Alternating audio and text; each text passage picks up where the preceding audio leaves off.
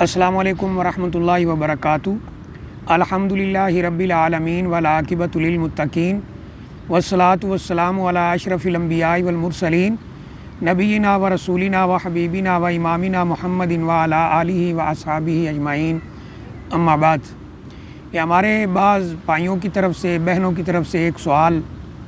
بار بار پوچھا گیا ہے۔ سوال یہ ہے کہ بعض لوگ نکاح کے اندر خواہ مخواہ تاخیر کرتے ہیں جب کہ کوئی شرعی عذر بھی موجود نہیں ہے۔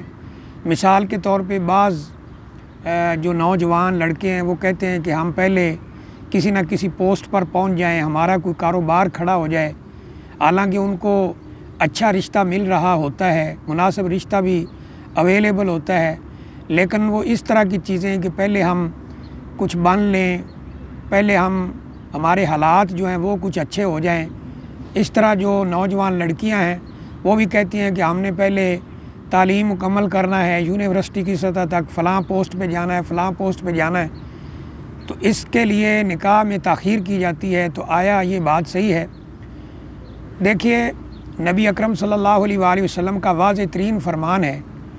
یا معاشر الشباب من یستطع منکم الباءۃ فلیتزوج، کہ اے نوجوانوں کی جماعت، تم میں سے جو طاقت رکھتا ہو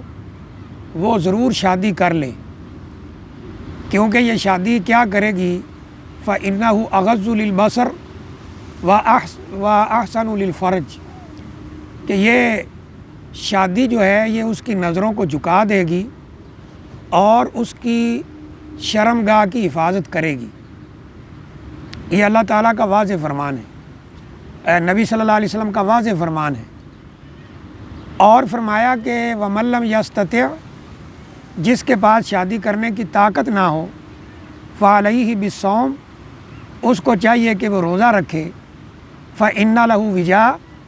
یہ روزے اس کے لیے گناہوں سے ڈھال بن جائیں گے۔ اس حدیث کے اندر جو رسول اللہ صلی اللہ علیہ وسلم نے لفظ بولا ہے، مَن یستطع منکم الباء، تم میں سے جو طاقت رکھتا ہو، یہاں طاقت سے مراد، باء سے مراد بدنی طاقت ہے، اور صرف اتنی مالی طاقت ہے جس میں انسان خود کھا پی سکے اور اپنی بیوی کو کھلا سکے، اور اس کے پاس رہنے کے لیے کوئی معقول جگہ ہو، تو ایسے نوجوان کو شادی کر لینی چاہیے۔ اور نوجوان لڑکی کا بھی یہی معاملہ ہے کہ اگر وہ شادی کی عمر کو پہنچ گئی ہے تو اس کو جلد سے جلد شادی کر لینی چاہیے۔ ایک حدیث کے اندر یہ لفظ ملتے ہیں کہ جو شخص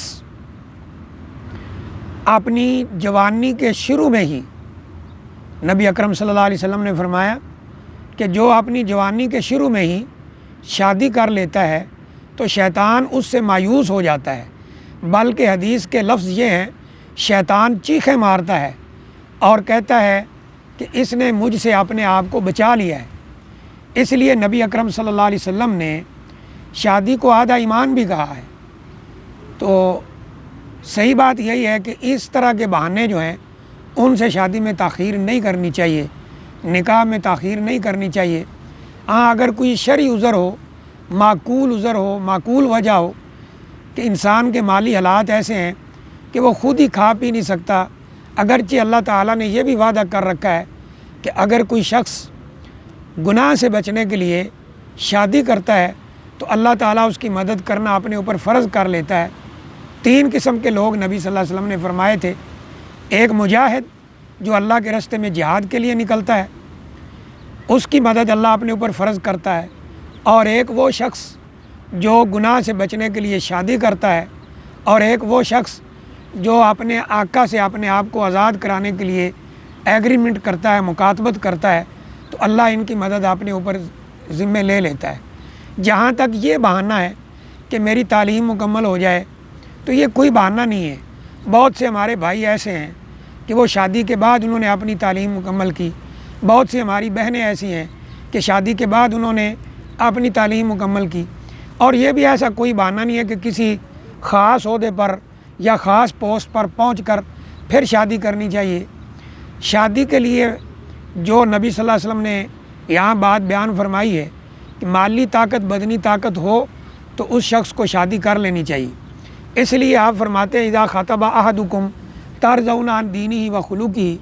جب تمہیں کوئی ایسا لڑکا شادی کا پیغام بھیجے جس کے دین اور اخلاق سے تم مطمئن ہو، فزوجوہ، اس کے ساتھ اپنی بیٹی بہن جس کے بھی تم ولی ہو اس کی شادی کر دو، ورنہ زمین میں ایسا فتنہ فساد پھیلے گا کہ جو بہت بڑا بہت وسیع و عریض ہوگا۔ تو اس سے پتہ چلتا ہے کہ شادی میں خواہ مخواہ تاخیر نہیں کرنی چاہیے، سوائے اس کے کہ انسان کے پاس کوئی شرعی عذر ہو جس کی وجہ سے وہ شادی نہ کر سکتا ہو، تو اس تاخیر پہ انشاءاللہ اللہ کے ہاں وہ مجرم نہیں ہے۔ جان بوجھ کر یہ چھوٹے چھوٹے بہانوں کے لیے